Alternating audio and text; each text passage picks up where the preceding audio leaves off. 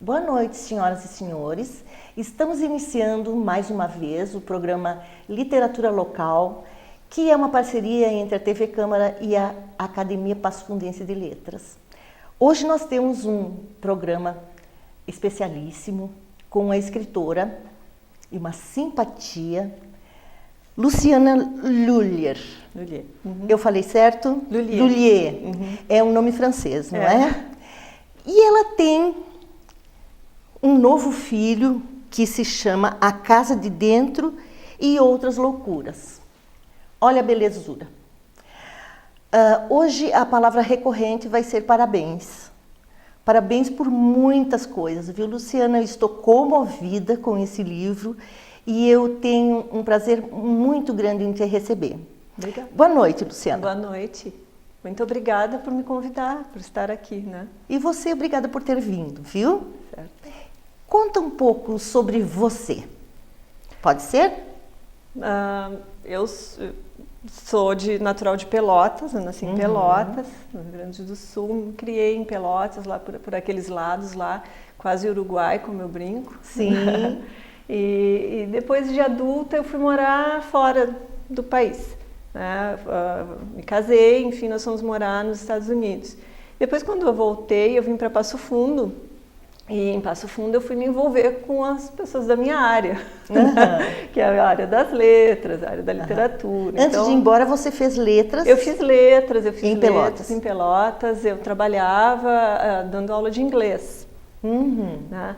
E depois, então, eu voltei e fui procurar o meu povo, como eu digo, né? E daí eu fui até a universidade, conheci as pessoas, enfim, iniciei um mestrado, que era um mestrado interinstitucional, entre a UPF e a PUC do Rio Grande do Sul, e ali eu conheci muita gente ótima, gente que até hoje eu quero muito bem, enfim, e comecei a trabalhar também na Universidade de Passo Fundo, e foram muitos anos aí na UPF, na volta das letras e da literatura, dando aula no curso de letras. Né? Fiz amigos que eu quero muito bem até hoje. Não estou mais lá, eu saí já faz um tempo, mas ainda assim é o que eu chamo de o meu povo. Né? Sim, sim.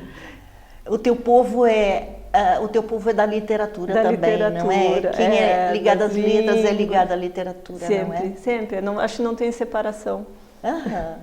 Quantos anos você ficou fora? Eu fiquei fora 4 anos. 4 anos. É um bom tempo, né? É um bom tempo, nós fomos morar numa cidade universitária, né? E lá também eu me envolvi também com a universidade e com as pessoas da cidade, assim, fui indo com escolas, né? Trabalhei em escola lá, contato com crianças, e era um lugar assim que até hoje a gente na visita, enfim, foi Corvallis, no estado do Oregon, e Corvallis tem uma biblioteca apaixonante. Apaixonante. E essa biblioteca, durante o tempo que eu estava lá, era meio que o meu refúgio, sabe? Dava saudade de casa, eu ia para a biblioteca. Né? É um lugar especial, assim, super acolhedor, um acervo muito bom, um lugar muito bom de estar. Inclusive, assim, eles têm espaços, até hoje, onde as pessoas que estão com muito frio na rua podem entrar e ficar... Né? E ficar ali o dia inteiro. Livrarias deviam ser assim, não é? Sim, acho que todos... E existem livrarias muito acolhedoras, né? Sim. Mesmo aqui em Passo Fundo. Sim. Né? Que tem um espaço onde as pessoas possam simplesmente ficar com calma, né? Não só entrar, pegar as suas coisas e sair, né? Mas esta relação com livros, você fala de tua turma, teu povo, não é? Essa relação com livros tem o seu público bem, não é delimitado, mas a gente se conhece, né? Sim. Nós nos conhecemos. Todo mundo que ama leitura, que ama literatura... Se procura, é meio que um culto. É meio que um culto, exatamente. A gente se entende, vamos dizer assim, né? Você entende o entusiasmo do outro quando ele está falando de um livro, né? Eu vou te fazer uma pergunta que é quase um clichê, mas eu gostaria de saber por que você escreve. Eu também gostaria de saber. Mas é algo assim, eu sempre fiz, eu sempre fui de inventar coisas, né? Desde criança, né? Eu sempre fui de inventar, né? Fazer história, né? Algumas vezes eu me dei mal, né? Porque era para eu estar dizendo a verdade, eu estava inventando. Mas outras vezes não. Eu acho que dessa assim, ó, essa fronteira é tênue. A escrita é um lugar onde eu consigo mentir, assim, inventar coisas e não me dar mal. Né? Mas essa coisa assim de estar observando, de ter os olhos grandes, né? De estar observando as coisas que se passam. Eu fui uma criança de olhos muito grandes, né? Eu sempre fiquei olhando o que estava na minha volta, assim, com muita atenção. Né? E depois isso aí virar um sonhar acordado, e depois isso aí virar uma história, é um caminho, né? Que tem um trajeto, né? Lia Luft fala isso muito, dela ser a pessoa da família que tinha olhos grandes, não é? Eu tive uma relação com uma avó que não conversou com outros netos sobre coisas, sabe, sobre coisas importantes da vida. Ela conversava comigo. Acho que eu tinha também esses olhos grandes. E eu tinha um jeito de chegar na minha avó, sabe? E ela me contou preciosidades. É um privilégio que eu tive que os meus irmãos, por exemplo, não tiveram, não é? É um membro da família que te dá uma confiança, né? Exatamente. Que é um depositário, né? Te faz um depositário. Olha só, né? Verdade. Muito legal isso que você me falou. Tem uma história a Louise Laurie, é uma autora premiada americana, que é o doador de memórias, The Giver em inglês, que é uma história muito interessante, que é uma distopia, né? E, enfim, mas esse menino, ele é escolhido como depositário das memórias daquele povo ali, porque eles decidiram que eles não iam mais lembrar de muita coisa para não sofrer. Claro. Mas esse menino, ele tem essa bênção, vamos dizer assim, ele tem esse privilégio, ao mesmo tempo que ele tem uma carga, né?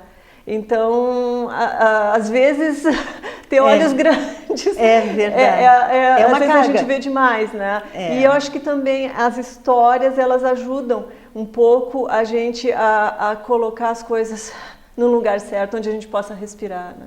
Esse teu livro tem muito disso, tem muita sensibilidade. Muita sensibilidade. Este livro já tem alguns dias que eu elaboro. Aqui na minha casa de dentro, não é? Eu estou elaborando graças a você, né? Estou elaborando mesmo. Mas este livro é muito lindo. Conta como que ele nasceu. A parte visual dele, que é uma coisa que eu já vinha... As histórias são histórias que eu estava... que elas vieram em momentos diferentes, essas histórias que estão aí. Inclusive, inicialmente, eu eu colocava elas numa plataforma na internet que se chama Storybird. Muitas delas saíram em inglês primeiro, era ali que eu colocava. E eu pensava assim, um dia eu ainda vou colocá-las num livro, elas vão morar juntas, né? E eu vou chamar pessoas talentosas, artistas talentosos para me ajudar nessa tarefa. Então, o que eu pensei foi o seguinte, e se a gente descobrisse aqui, né, aqui na volta, quem poderia levar a cabo a parte de imagens dessas histórias? Então, nós temos 4 artistas aí, sim, né? A capa... essa da capa aí é uma imagem da Júlia Citolin, né, que foi trabalhada pelo Guilherme Silveira. Sim. A Júlia foi minha aluna e eu notava que ela desenhava nos cadernos. Né? O olho grande de novo. O olho grande. E eu fiquei com aquilo assim, né? Eu disse, essa menina, um dia nós vamos nos encontrar de novo, né? E a gente se encontrou e eu falei para ela se ela gostaria de trabalhar num projeto que eu tinha. Ela disse que sim. Eu estava já vendo a arte que ela estava produzindo, que é uma arte muito poderosa, né? Uma explosão de cor, mas também de sentimento ali naquelas mulheres dela. E Eu disse, só que tu vai esperar um pouco porque ele ainda tá vindo, assim, tô gestando esse projeto. E ela disse, tá, tudo bem. E daí, ao longo do tempo, nós fomos de vez em quando nos falando e esse ano eu disse, vai sair, tá pronta? Ela disse, tô, então vamos lá. Que a tua linguagem é simbólica e essa simbologia foi muito bem retratado pelos artistas. Sim, pois eu fiquei muito feliz de que eles conseguiram. Então, a Júlia foi uma das artistas, o Guilherme Silveira, que é ótimo com as artes digitais, ele é o Bruce Lee das artes digitais, pelo que eu vim a descobrir, né? E também fez o projeto gráfico do livro, né, com uma sensibilidade incrível, tem muita coisa aí que foi da ideia dele. Ele pegou qual? Ele pegou Logo Atrás de Você. Que você vê que é todo digital, né? Aquele ali é todo digital. Sim. Tem esse aí. Tem o Fio Chapeleta, né? O Wagner. Né? Sim. Fio, também conhecido como Fio Chapeleta. Sim, que é um artista multi, né? Ele faz diversas técnicas. É uma pessoa realmente assim cheio de criatividade por dentro. O Fio fez 2 histórias aí. Uma delas giz de cera, né? A primeira, como se fosse o giz de cera, assim, que dá aquela característica assim meio de informalidade ao mesmo tempo que tem a sua profundidade, né? O giz passando. Depois nós vamos mostrar tudo isso. E a última história, que daí foi Lápis de Cor, porque a gente queria uma certa suavidade nela. Que é Daniele... Terra dos Sentimentos, a última história. Sim. Que é de Lápis de Cor. E a Daniele Stuani, que foi a Vida Secreta das Árvores, a Daniele tem um traço minimalista que eu adoro. Eu gosto muito dos traços minimalistas porque é muito difícil ser simples. Sim, muito difícil. Muito difícil, Verdade. muito complicado. E você conseguir aquele traço e conseguir a força que tem naquele traço não é para qualquer um. Então eu fiquei muito feliz com esses artistas que eu vim a conhecer e que vieram me ajudar aqui a levar esse filhote adiante. Né? Eu vou dar Você pode mostrar para nós. Então, a capa é da... A capa é a Júlia, mas o Guilherme... a Júlia é trabalhada pelo Guilherme. O Guilherme fez o projeto gráfico. Tá certo. É todo um time aí. Sim, um time. Porque o livro tem algumas fases, né? O nome é A Casa de Dentro, aí tem a primeira fase, né? É a Casa de Dentro, essa é a primeira história, a Casa de Dentro. A primeira história. Isso aqui foi... Giz de Cera. Giz de Cera, que é do Chapeleta, Fio Chapeleta. Aham. Esse é o nome artístico, é o Wagner. Olha que lindo que é. Então, nós temos a segunda história. Aí a Júlia Citolin. Aqui é Júlia Citolin também, né? Olha só que lindo. Depois nós temos a terceira história. Que é a arte digital. Essa aí ainda é a da Júlia. Essa é a última parte. Ainda é da Júlia? Ah, sim, porque eu não terminei. Aí, Logo Atrás de Você. Isso, essa é a parte, esse é o digital também. Olha, bem digital mesmo. Esse é o Guilherme. Esse é o Guilherme Silveira. Olha que lindo. Depois... A Vida Secreta das Árvores. Que é esse traço minimalista que você falou. Isso, a Daniele. Né? Daniele Stuani. Stuani. Olha que lindo. Muito bem. E a última é o Lápis de Cor. A Terra dos Sentimentos. Mas eu quero comentar contigo que eu falei que o teu livro me pegou na minha casa de dentro, porque você fala a casa de dentro e outras loucuras, nós todos temos loucuras, sim, não é? Sim. Todos nós temos loucuras. E o que primeiro me pegou, lógico, é a primeira história. Que você fala frases muito significativas. Eu não vou adiantar para o teu leitor nada, mas só vou dar um exemplo de como mexe. Minha mãe me deu a tempestade, meu pai me deu o mapa e uma lanterna. Então aqui é impressionante. Aqui você fala da figura paterna, da figura materna. E isso me cala muito fundo, sabe? Porque nós temos mais de 30 anos de escola de pais e nós trabalhamos muito essa questão de figura paterna e figura materna. E isso me comove muito, porque a gente sabe da importância disso. E agora eu quero deixar alguma coisa em suspenso, né, para o nosso segundo bloco, porque nós já terminamos o primeiro bloco. Até daqui a pouco.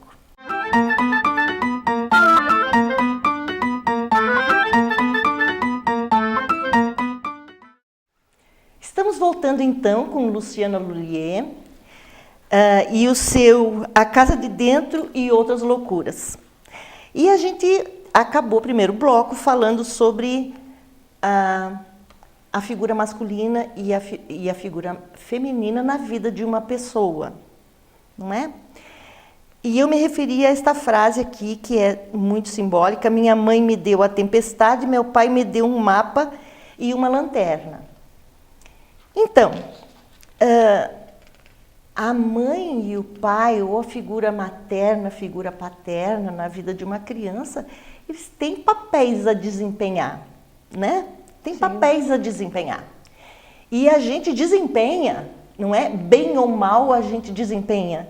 E isso a gente carrega a vida toda.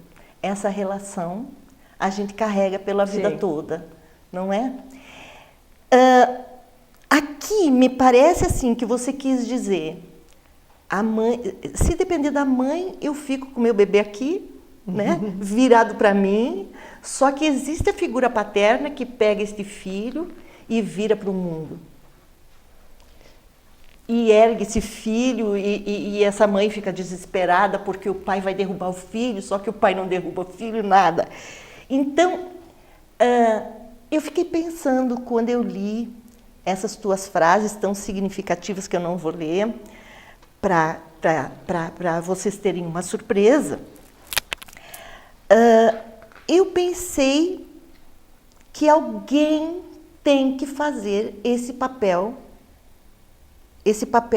masculino na vida da criança, porque a gente sabe que no Brasil existem muitas famílias onde não existe pai, mas existe uma avó, existe uma tia, existe alguém que faz esse papel. Tem até mulheres que conseguem, mesmo sem aquela figura, conseguem libertar esse filho, apresentar esse filho para a sociedade, não é? Me fala um pouquinho disso, Luciana. Eu vou te contar mais ou menos como se deu a criação dessa história, porque é bem menos organizado do que você está falando. É um processo mais caótico, vamos dizer assim, né? Quando a gente vai criar, você sabe, porque a gente tem muitas perguntas. Sim. Né? Mais do que respostas, ninguém cria uma história com respostas, a gente cria com perguntas. Claro, né? Tudo. E assim, ó, o que andava na minha cabeça era o seguinte, assim, vamos pensar assim, o que a gente tem por dentro? Né? O que a gente tem dentro da gente? Assim, o que nos sustenta? O que está aqui dentro? Né? Eu não sei, vamos dizer assim, e se a gente tivesse uma casa dentro da gente? Vamos pensar assim, que loucura, né? Era uma casa muito engraçada, né? Não tinha teto, não tinha nada. Se a gente tivesse uma casa dentro da gente, qual é o material que a gente usaria para construir essa casa, né? Onde a gente pudesse se abrigar, né? Porque assim, muitas vezes a gente está por aí, né? Meio que solto, né? E se a gente tivesse, se a gente pudesse construir dentro da gente uma casa onde a gente pudesse se abrigar, qual seria o material que a gente usaria para construir essa casa, né? Que material que nos sustente, como pessoas, né? Qual é o material dessa casa interna? São os sentimentos, são as memórias, são os ensinamentos, são o que a gente vai recebendo, né? Sim, tá, então a gente vai formar essa casa com tudo isso e ela vai nos segurar. Mas quem é que dá isso pra gente? Da onde que a gente consegue isso? Não é um tijolo que a gente vai comprar na loja de material de construção, né? É uma outra coisa, é uma coisa que não se compra. É uma coisa muito complexa. É uma complexa. coisa ofertada, né? É um material que nos é ofertado, que nos é dado. E da onde que ele vem? Né? Ele vem de quem estava ali para nos levantar. Lógico. Né? É claro que a gente sabe que a vida não é um comercial de margarina, né? E que são muitas as pessoas que não têm essa casa, esse material todo idealizado aí, né? Isso é uma história. Mas vamos pensar assim, vamos pensar nessa figura materna, nessa figura paterna, dessas duas figuras que estão ali, né? Uma para nos apoiar e a outra para nos apoiar quando a gente quiser andar, né? E esse time aí que está construindo essa casa, vamos pensar assim, ó, como que seria, o que seriam esses materiais? E aí foi surgindo, né? E daí foi surgindo, mas assim, ó, o que a minha mãe pode me dar? A minha mãe pode me dar isso, o que meu pai pode me dar? Pode me dar isso, pode me dar... Né? Não necessariamente o pai e a mãe de todo mundo, né? Mas as coisas que são necessárias para essa nossa casa de dentro ser uma casa forte. Né? Pessoas... Sim. Se a gente consegue pessoas basicamente eficientes, né? Sim. A gente constrói que bem. nos dá esses materiais, né? Só tem que nos dar esses materiais, é isso, né? Isso, e aí a gente constrói essa casa de dentro e a gente tem essa casinha para onde a gente pode fugir, para onde a gente pode se abrigar, né? Sim. Quando o tempo fica meio ruim. Como a gente fala muito, Luciana, vamos para a segunda história. Asas, Luciana. As asas também me fizeram pensar muito. Fala sobre asas. A asa, assim, eu fiquei pensando assim, na questão da liberdade. O que seria, né? A gente, quando era criança, brincava assim, qual seria o teu superpoder? Qual seria o meu? Qual seria, né? Eu queria ter asas, eu queria, né? E se por acaso assim, ó, se a gente tivesse umas asas, mas elas não aparecessem, né? E a gente usasse quando a gente pudesse usar, como que seria isso? Mas por que essas asas foram parar lá? Né? Porque como que foi isso? Não, mas é que na antiguidade, daí, né? Sim. E aí foi isso que foi vindo, assim, Você na antiguidade, voa muito, né? Porque assim, ó, Luciana. as coisas elas existem quando elas são nomeadas, né? Elas existem dentro da gente quando elas são nomeadas. Então vamos nomear essas asas aí, tá? E tem muitos povos, enfim, que eles têm uma palavra para várias coisas, né? E se nessa língua antiga, mulher e asas fosse a mesma palavra, né? Ela existe, ela está ali, ela é nomeada e ela faz parte da nossa natureza, né? Essa liberdade faz parte da nossa natureza, né? E daí uma coisa vai levando a outra. E aí como é que são esses voos? Eles são sempre voos literais ou a gente voa figurativamente também? O que é realmente a verdadeira liberdade? A liberdade, ela é externa, né? Livre de correntes, sim, mas ela também é uma liberdade interna. Não existe liberdade externa, né? A gente pode ser completamente solto se não tiver uma liberdade interna. Então essas asas, elas têm que ser diferentes, elas têm que ser umas asas assim, né? Mágicas. Sim. Me enxerguei aqui nessa senhora idosa, né? Que tem asas, me enxerguei e que eu voo, né? Eu voo bastante também. Muito bem. Aí nós temos logo atrás de você. Isso daqui eu adorei também. O que nós podemos falar sobre logo atrás de você? Porque a gente é feito de sonhos, não é? Sim. A gente é feita de sonhos. Quando eu percebi aqui no teu livro que eu não deixei sonhos para trás, mas os sonhos estão logo atrás de mim, que eu posso retomá-los, né? Lavou minha alma. Na verdade, assim, ó, a gente é a mesma pessoa que a gente era quando a gente tinha lá os nossos 5 anos, 6 anos. A gente está um pouquinho mais polidinho e um pouquinho mais, né? Então, assim, ó, aquela pessoa da infância, ela está ali ainda. Né? Que bom, né? Exato, só que de certa forma um pouco diferente, né? E talvez a gente precise, né, de ter um apoio, de ter uma criatura que nos diga, não, vai. Muito bom. Essa senhora aqui sou eu. Aí tem a vida secreta das árvores, que são os nossos amores, né? Às vezes já se foram ou não estão por perto, é isso? Sim, isso é uma maluquice total, essa vida secreta das árvores. Porque é o seguinte, ó, eu sempre fui fascinada por árvore, né? Sempre fui criança que subia em árvore, né? Então, que tinha um relacionamento bom com árvores, mas assim, eu sempre tinha essa coisa, como o pai tinha uma chácara, né? Sempre andava muito exploratória por ali. E sempre tem, assim, ó, quando tu tá com medo, quando tu tá sozinho, né? Sempre um galho vai te cutucar, sempre vai ter uma coisa que tu vai olhar, assim, sempre né? Sempre vai ter uma árvore que vai parecer uma coisa, né? Uma pessoa, e daí tu fica olhando uma, tu fica olhando a outra, tu fica imaginando, né? E eu pensei assim, tem tantas histórias de árvores, né? Histórias antropomórficas, né? Por exemplo, Daphne, né? Que se transformou em árvore para fugir de Apolo. Sim. O mago Merlin, né? Que saiu de dentro de um carvalho. Né? Então tem tanta história com árvore, assim. E se essas árvores aí, na verdade, elas estivessem nos cuidando? Né? Como é que seria? Né? Se elas estivessem aí assim, para nos ajudar, para nos cuidar, como é que seria essa vida delas? Assim? É uma linda loucura essa tua. Que mais? Aí tem a terra dos sentimentos, né? E você fala até aqui porque a terra dos sentimentos não há um mapa que nos ajude, né? Mas existem portais, são coisas que nos acontecem que abrem um portal e a gente não está nem esperando, né? E que trazem de volta ou abrem possibilidades da gente sentir, não é? Conta dos sentimentos. É assim, ó, e se a gente tivesse, assim, ó, eu sempre pensei assim, é uma terra que existe, mas ninguém fala dela, né?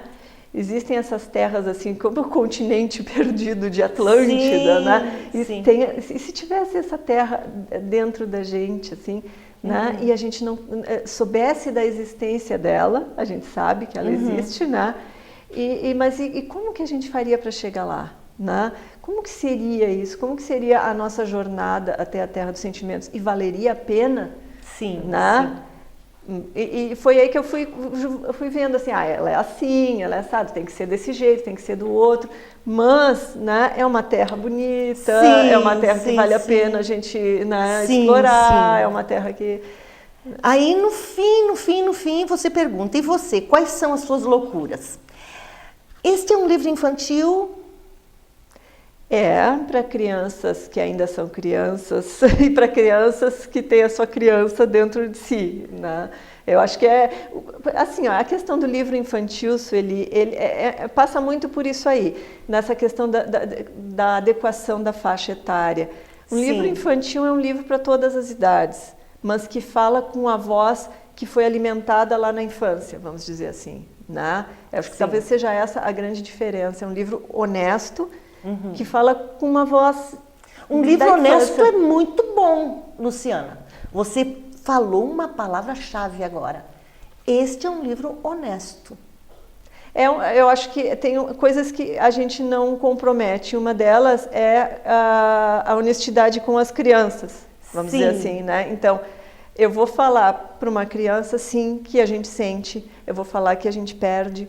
Eu vou falar que dói. Sim, eu vou falar isso para uma criança, mas eu vou usar a minha criança para conversar com ela, né? Eu vou falar com a voz lá da minha infância para conversar com ela e dizer assim, sim, eu também sou assim. Isso legitima sentimentos. Quando um adulto consegue isso, não é? Legitima sentimentos. Por quê? Por exemplo, eu tenho um neto meu, com 3 anos, sofria muito por causa da morte. Ele se deu conta que existe morte. Agora um outro, com 3 anos, se deu conta também de que existe morte. Se ele vê aqui essas árvores, não vai legitimar esse sentimento que ele tem? Não vai. Porque se ele conseguir entrar em conexão, não é? Com a criança que você foi e que você trouxe para cá? Sim. Eu gosto muito, Sueli, de uma coisa que o Neil Gaiman diz, o autor, que é o seguinte, ó, a literatura, ela é um treinamento seguro, vamos dizer assim, para a criança. A gente não deve não falar das coisas para as crianças, mas a gente deve falar de um jeito que elas possam lidar. Sim. Né? Então, eu acho que esse é o comprometimento, né? Assim, então, vamos falar de um jeito que você possa lidar, que você possa ser um pouco menos pesado para o que você pode entender no momento, né? Mas vamos falar sim, você merece. Sim. Você merece. E isso pode também abrir um portal, abrir portais para que a criança manifeste as suas emoções, as suas angústias. Sim, né? Sim, num ambiente seguro. Isso, né? Isso. Que esses sentimentos, e essas emoções e esses sentimentos, eles passem por essa experiência, vamos dizer assim, mas num ambiente seguro, num ambiente em que ele consegue lidar e controlar, né? Maravilhoso. Eu falei que ia falar parabéns muitas vezes. Parabéns. Obrigada. É emocionante, é lindo, é plasticamente lindo, esteticamente lindo, é profundo, muito profundo. Eu quero muito que as pessoas leiam este livro, que comprem para suas crianças, mas leiam também, porque isso daqui é filosofia, é psicanálise, isso daqui é ternura, isso daqui é puro sentimento. Luciana, parabéns de novo. Obrigada, eu agradeço muito por este livro que vai ficar para o mundo, não é? E por você estar aqui. Eu te agradeço muito pelo convite e pela tua leitura muito sensível. Me toca muito. Muito obrigada. Que bom. Então, boa noite e até a semana que vem.